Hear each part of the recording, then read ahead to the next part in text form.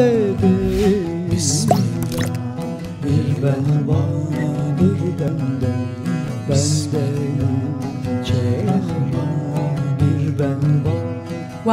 to the Sufi Heart Podcast with Omid Safi, featuring teachings and stories from the wisdom of the Islamic tradition. Omid invites you to a meditation on the transformative power of love and recalling the necessity of healing our own hearts through healing the world. If you'd like to support Omid's podcast, please visit BeHereNowNetwork.com/Omid. Hello, this is Omid Safi, and I am delighted to welcome you back to the Sufi Heart podcast. This week we have a special treat for you. The whole program this week is devoted to the person that many of us see as the most luminous, ethical, moral, and mystical voice of the Jewish faith, Rabbi Abraham Joshua Heschel. Heschel was a close friend and partner of Dr. Martin Luther King Jr. He is deeply grounded in the prophetic dimension of Judaism. And his book on the prophets really maps out the way that God is deeply and intimately concerned with the suffering of humanity, starting with those who find themselves vulnerable. Heschel is the person who invited Dr. King to speak at Riverside Church against the Vietnam War. Heschel is the person who speaks of the prophet as someone whose heart is so attuned to suffering that they cannot bear to remain silent. And he talks about the prophets as being a faculty, a tendency, a movement, a portion of which is present inside each and every single person. He says, let there be a grain of prophets in every person. Heschel's voice continues to have a special resonance for all of us today, as Rabbi Heschel teaches us that in a free society, a few are guilty, but all are responsible. A few are guilty, but we're all responsible and accountable for each other. So I invite you to give a listen to this week's show. And if you enjoy it, please feel free to podcast to our other programs. Join us on the other programs. And as always, the Sufi Heart podcast is brought to you by Illuminated Tours, spiritual interfaith journeys to Turkey and Morocco. And they're open to anybody from any age group and any nationality, any background. And if you're interested, go to www.illuminatedtours.com. Now, without further ado, please join us on this week's program on Rabbi Abraham Joshua Heschel. All right. Good morning, friends. Good morning. If you woke up this morning, or you were awakened this morning by the drama that is unfolding outside, this is quite appropriate, because today is the day for the prophets, and they don't mess around. Yesterday was a day for radical love, and we had sunshine and the soothing warmth of the sun on our bodies and the crisp air, to have that sense of the elements moving through you. And there's a time for that. And there's also a time for that prophetic unsettling. We have three, and the three figures that we're going to get to spend some time with, Heschel, Malcolm, and Martin. These are figures who were contemporary. They were in touch with one another. Heschel and Martin had a very close friendship that we'll talk about. And Martin and Malcolm meet, and they're certainly aware of each other, having to respond to one another. They each have their own flavor, which has something to do with their personal temperament, but also has something to do with the particular aspect of the faith tradition that they come from. So that's one of the really beautiful things, whether we're talking about radical love or we're talking about the prophetic dimension, that we're not taking all the ingredients, putting it in the blender, and mixing it all up together. You want the Jewish prophetic tradition to have its own particular flavor. You want the Black prophetic tradition, the Christian tradition, to have its own taste. And you want Malcolm to be Malcolm. And not that you could ever make Malcolm anything other than Malcolm. So they're really profound commonalities, but they're also particularities about them. With Heschel, which is where we're going to begin, he has a wonderful quote that I was thinking of this morning when I was awakened by what felt like the wind opening the door to my room, that he says, God is not nice. God is not Santa Claus. God is an earthquake. And for Heschel, the prophetic consciousness is that. The prophetic consciousness is someone whose sensitivity to human suffering has been so elevated that you'd never make a choice to speak out. You have no choice. You know that unless you speak out, and more importantly for Heschel, act up, the rocks are going to cry out. You don't believe in God. You are a witness to the divine. And one of the really powerful things that Heschel says about what it means to be a prophet, when he's talking about the prophet, just as Martin, just as Malcolm, he's not looking at this in an ancient, historical, textual way. The prophets are among us for him.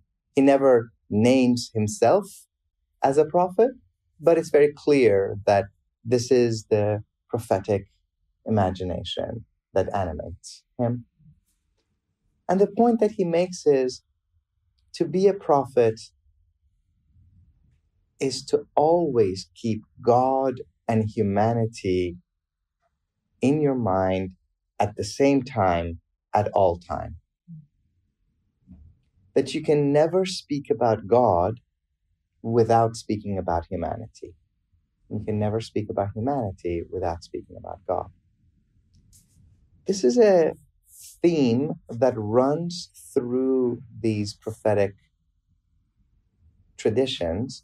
You're going to hear Martin talk about his impatience with what he calls pious irrelevances, sanctimonious trivialities. No patience for a kind of theological navel-gazing that is removed from addressing the question of suffering. And for all three of them, it starts with love. It's based in love. It's rooted in love, but the love shows itself differently. And it has something to do with who are the primary people, who are the recipients of this love. We're all finite beings. God is infinite. So where do you start? Where do we start? Heschel is born in Warsaw into an old Hasidic family. His daughter, who is a professor of Jewish studies at Dartmouth College, describes him as someone who came from religious nobility. It's a beautiful phrase.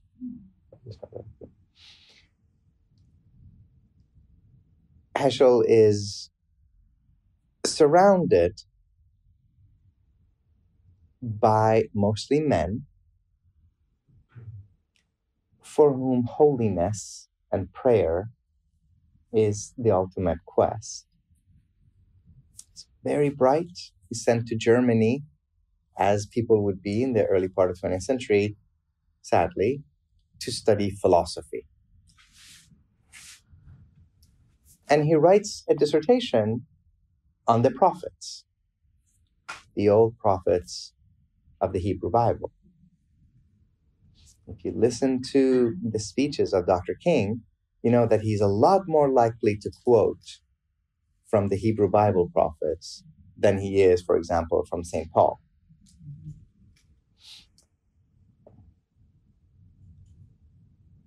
It takes a long time for Heschel to receive his dissertation, because in those days, you would get your dissertation when your book would be published. And at that time, early 1930s, the Germans did not want to publish works written by Jews. He personally leaves Germany 2 weeks before the full onslaught of the Nazis. His mother and his 3 sisters are not so fortunate. There's a quote that Heschel has. He says, "Almost everyone who knew me as a child was wiped off."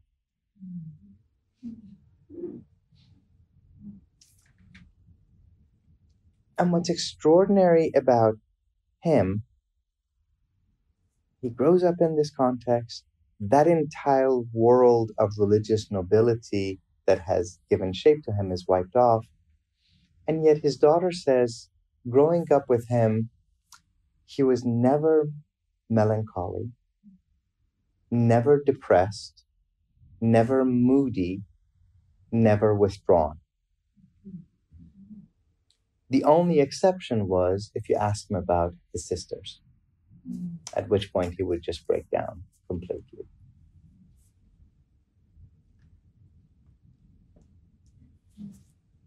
In the 1950s, he starts to publish books on the prophetic dimension of Judaism. He publishes a book on the Sabbath, which is still the best book I've ever read on the spiritual significance of the Sabbath. In 1955, he publishes the book that has a title that could have just as easily come from Kharabani, as we talked about yesterday, God in Search of Man.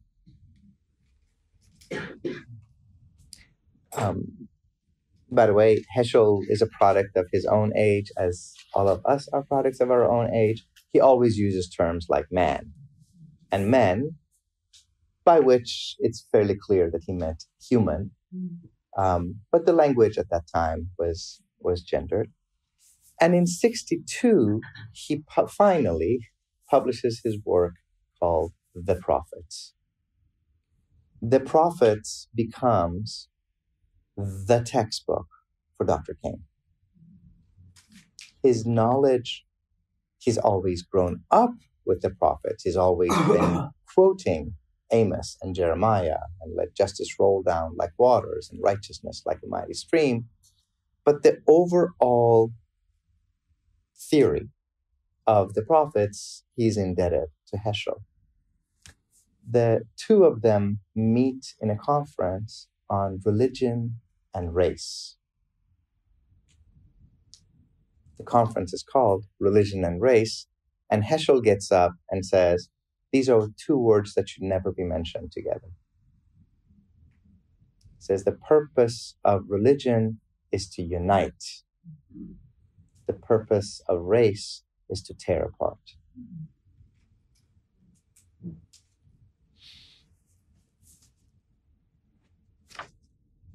Heschel is probably most singularly known for having marched with Martin in Selma.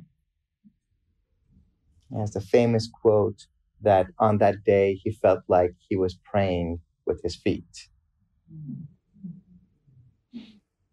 And this notion of prayer as something active, something involved, something engaged, is a theme that he comes back to again and again and again in his writings. At one point he says, prayer is meaningless unless it's subversive. By which he doesn't just mean politically subversive, socially subversive, though that as well, unless it seeks to overthrow and to ruin the pyramids of callousness. And this word callousness comes up again and again in Heschel's writing. It is the quintessential definition of evil, a word that he doesn't shy away from using. And think about a Jewish theologian and mystic who's using the word pyramid, Egypt, Hebrews building those pyramids in bondage, and he's saying, we too have built pyramids, but our pyramids are of callousness. And the purpose of prayer is not only to subvert them, is to ruin them. If you see videos of him, he's a funny, charming, nerdy, Yiddish-speaking gentleman who keeps saying the most devastatingly political things. There's one time that he is demonstrating against the war in Vietnam, and a journalist comes up to him and says, half dismissingly, Rabbi, shouldn't you be in shul somewhere? Shouldn't you be in a synagogue somewhere doing your prayers? What are you doing in this protest? And Heschel looks at him and says, my son, I cannot pray. And the journalist is a little flustered and frustrated, and he's like, what do you mean? You're a rabbi. That's what you do. No, you guys pray. And he goes, I cannot pray because every time that I open up my prayer books, there I see images of the children of Vietnam burning in napalm. He says, I'm here because I cannot pray in the synagogue. These are the giants. These are these righteous, ethical voices that have stood up and have stood up. Heschel knows that if you go through the Bible, you've got dozens and dozens and dozens of lines that talk about the poor, the orphan, the needy, the widow, the stranger. It's a constant refrain. Hebrew Bible, New Testament, also the Quran. Virtually the verbatim phrasing. The poor, the needy, the orphan, the widow, the stranger. And quite often in the Bible, it's not that, oh, you rich, well-to-do people, you should be kind to these poor outsiders. It is, you yourself were strangers. Don't you remember? You used to be the outsiders. So see your humanity in them. And Heschel begins there constantly. He says, the opposite of good is not evil. The opposite of good is indifference. It's that clicking off of the channel when you see images of people who don't look like you being bombed, walking past the refugee, the homeless, the needy, and deciding that it's not my fault. But because he comes out of this prophetic tradition, Heschel constantly has this message of hope. It's not too late. We can still save the world. The world was not made to be destroyed. As long as there is a God, there is hope. But if you don't, then we'll just be another one of those cultures that is destroyed. This message of hope is a constant one for him. You see the quote behind you about the goal of life for Heschel is to live in this kind of radical amazement. He's not a Marxist. He's a deeply committed, what his daughter calls lovingly observant.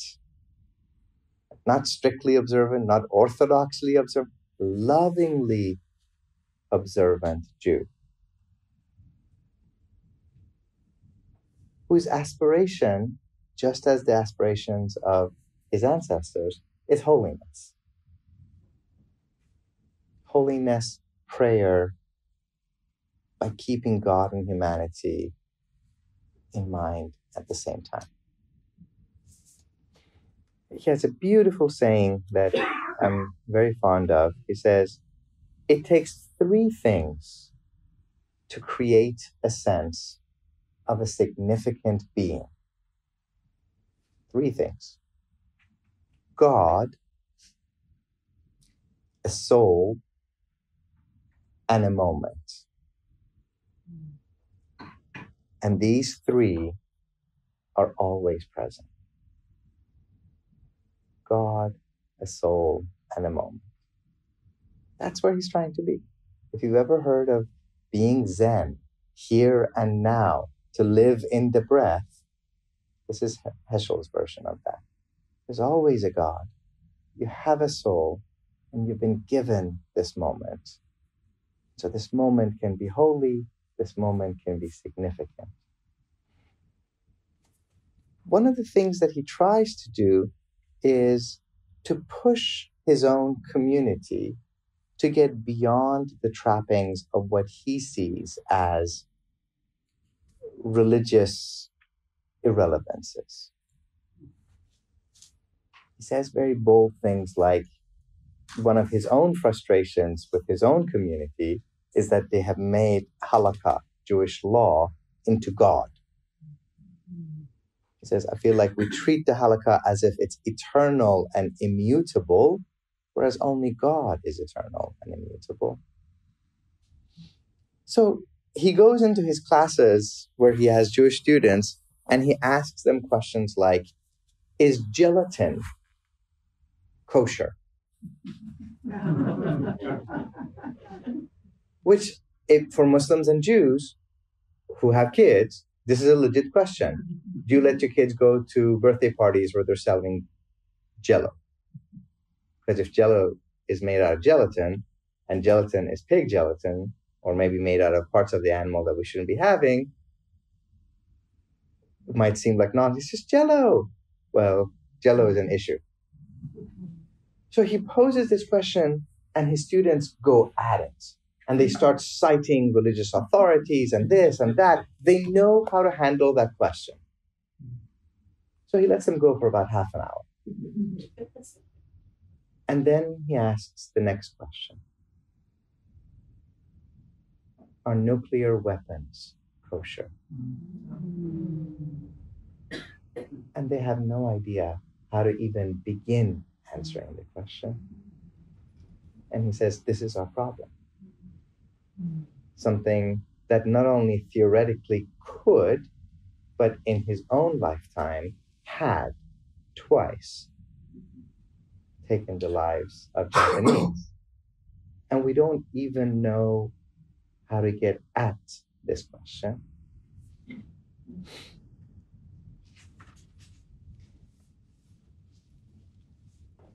In New York, Heschel ends up co-founding an organization called Clergy and Laymen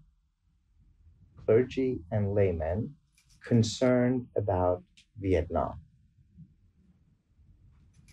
It's this organization that invites Dr. King to come to Riverside Church and deliver his most controversial speech, which we're going to talk about around noon, the Riverside Church speech.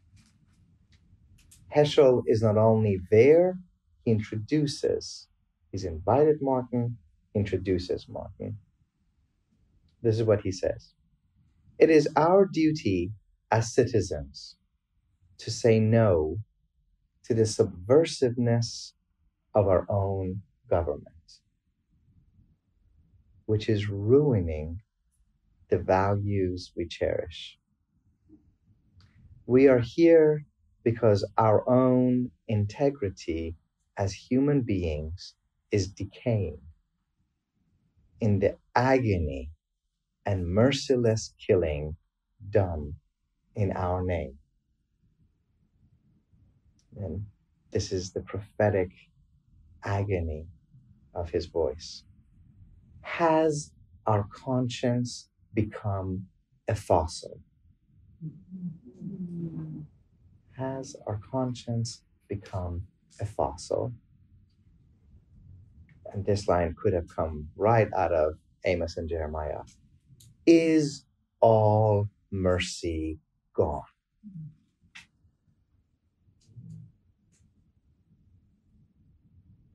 Remember, a prophet doesn't play the middle of the road. A prophet doesn't choose his words hyper carefully to protect himself from legal definition. Is all mercy gone? And then Heschel goes on to say, in a free society, some are guilty, the ones who are pushing the buttons and dropping the bombs. Some are guilty, all are responsible. If we vote, if we are somehow a representative democracy, I am responsible, you are responsible, we are all responsible. Morally speaking, he says, there is no limit to the concern one must feel for the suffering of human beings. Indifference to evil is worse than evil itself. And this is a message that if you listen to a lot of the interviews from Heschel and from Martin and from Malcolm, you get to hear war dulls the consciousness of a nation. That in times of war, and the message of we must stand behind our government, that moral voice that knows in ordinary times dropping bombs on children is not right, becomes pacified not only about over there, but also about over here. It becomes easier to accept, that we have to funnel our funds, our taxpayer money, to be sent overseas to fight these immoral wars, rather than feeding the babies at home, taking care of the elderly, taking care of the sick, taking care of the refugees. That's why he says there is an act of evil itself, the actual mechanism, machinery of war. Worse than that is the indifference to evil.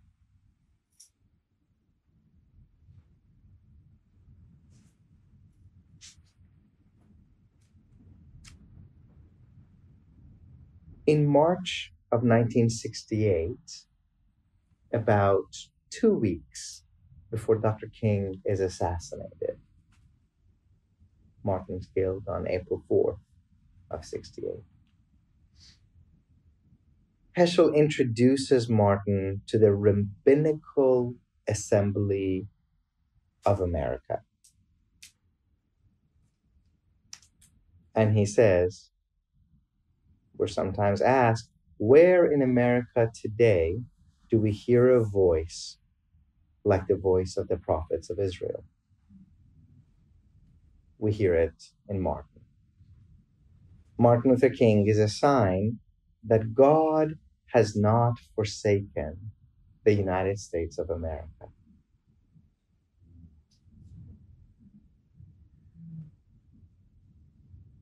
Any society that produces a Martin, a Malcolm, a Heschel is not been forsaken by God. There's still hope. There's still time. In the prophetic tradition, there's a saying, as long as on the back of the earth there is one single soul left who remembers God, God will not destroy the earth.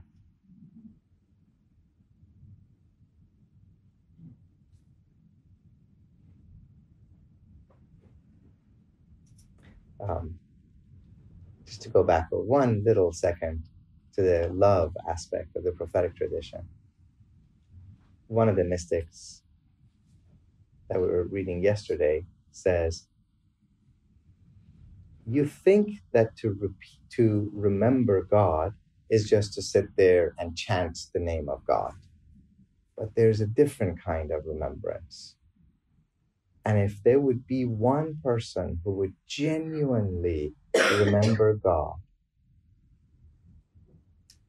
if the lions in a forest would hear it, they would pee on themselves.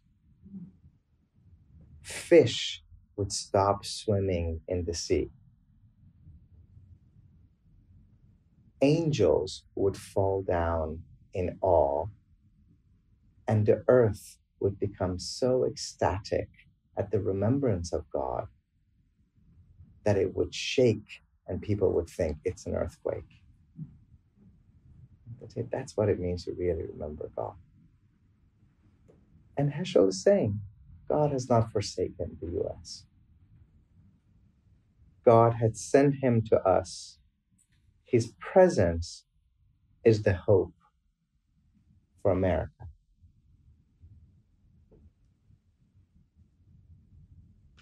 And yet, 2 weeks later, Martin would be shot and killed. The first interview that Heschel does after Martin's death, this cold-hearted journalist says, Rabbi, 2 weeks ago you said that Martin was a sign that God has not forsaken America. Are we forsaken now? And you see Heschel flustered, searching. What do we do when we keep killing all the prophets?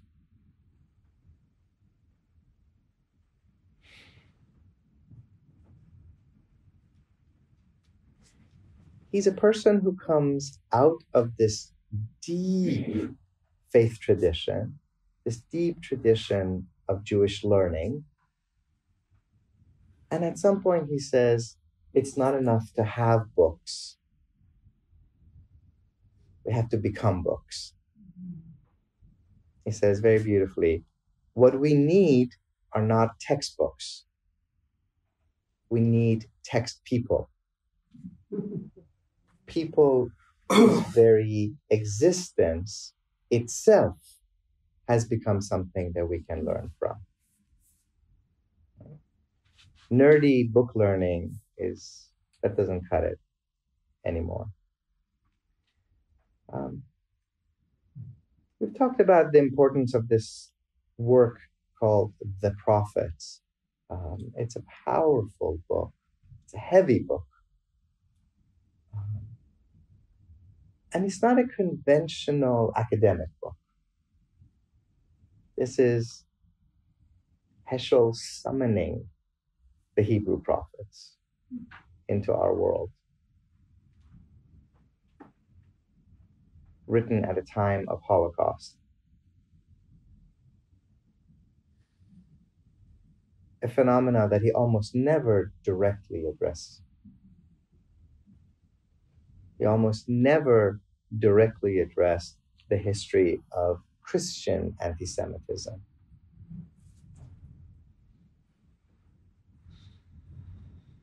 He says, the prophet is a man who feels fiercely. Prophecy is the voice that God has lent to the silent agony. A voice to the plundered poor and to the profaned riches of the world. So we have two responsibilities. To speak with the poor, to stand in the middle of the marginalized, and to address the profane riches. How dare you? How dare you hoard wealth when there are those who go hungry and naked? And for him, the prophet doesn't come to his task or task out of some economic manifesto. He says, the prophet is overwhelmed by the grandeur of divine presence. Bowled over by God. I think one of the examples that I always think about, and he says a prophet is an embarrassment. A prophet is not cool. A prophet is not smooth. He says the prophet's words come like a scream in the middle of the night. How can we do this? How can we allow this abomination to go on?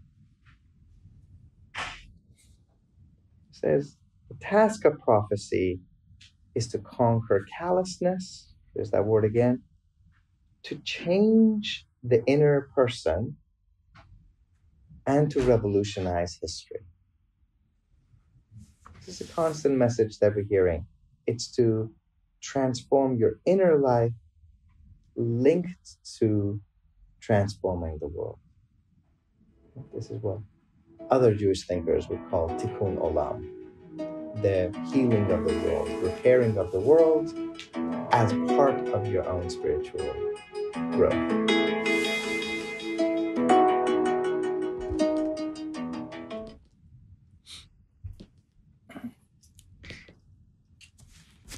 And for Heschel, it's very clear that the prophet has a bias, he calls it, a bias in favor of the poor.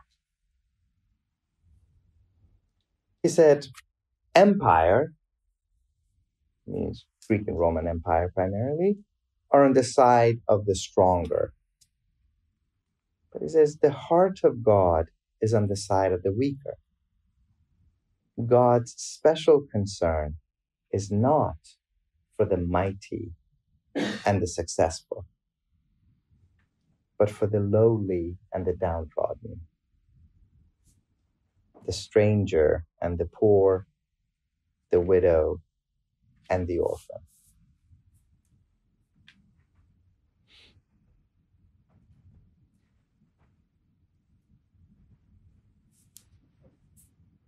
He's quite impatient with people who say, well, we've made some gains already, so we should continue this path of gradualism.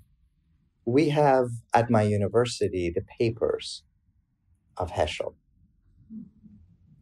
And I always take my students to those archives.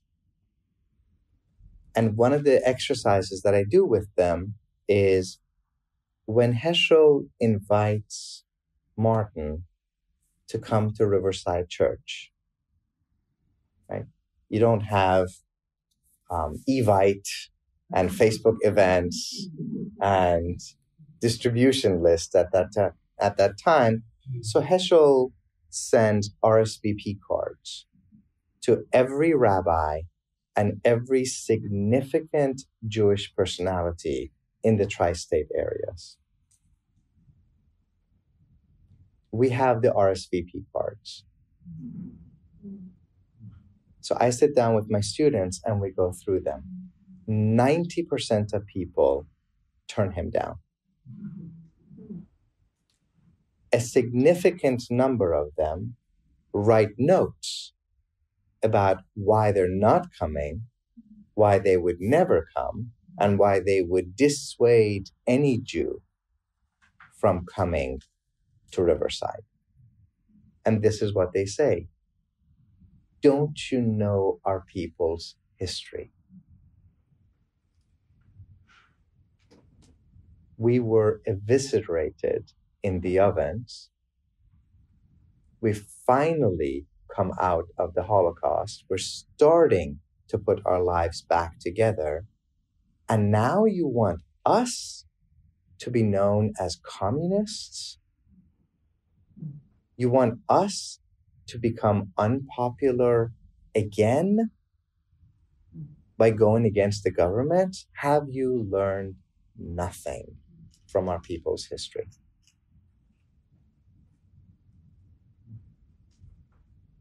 And these are rabbis who are writing him. These are his friends. Heschel is not persuaded, as you can imagine. So he writes in one of his talks, if Abraham can criticize God over the decision to destroy Sodom and Gomorrah, then how can you not criticize the president? Let us dodge no issues. Let us yield no inch to bigotry. Let us make no compromise with callousness.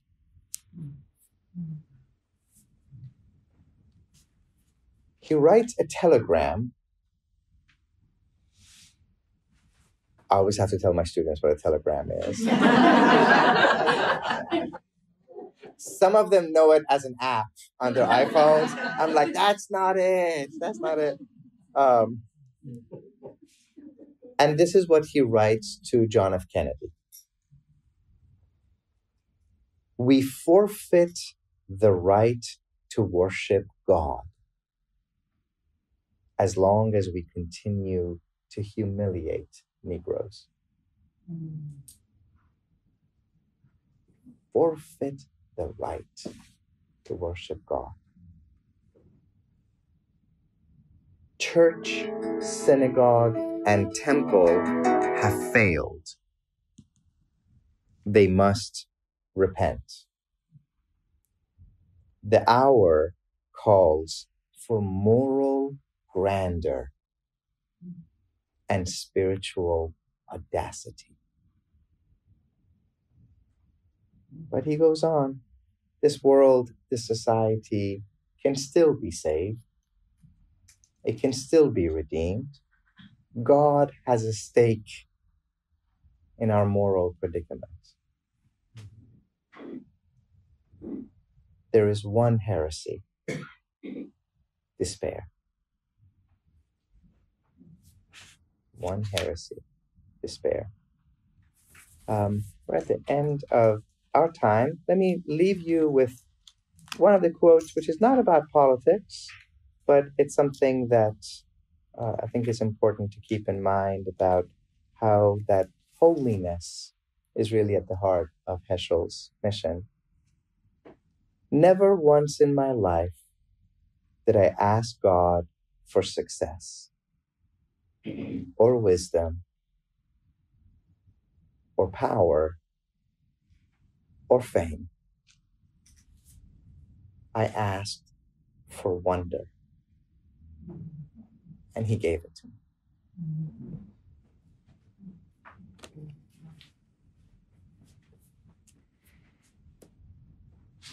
May you have, as we say, a wonderful life. A life filled with that sense of wonder. May you have an awesome life. A life filled with a sense of awe. And if you read it in the old English sense, may you have, even every now and then, an awful life. A life that's full of awe. So this is an awful day. Süleyman kuş değil, bir dediler. Süleyman kuş değil, bir dediler. Süleyman var Süleyman.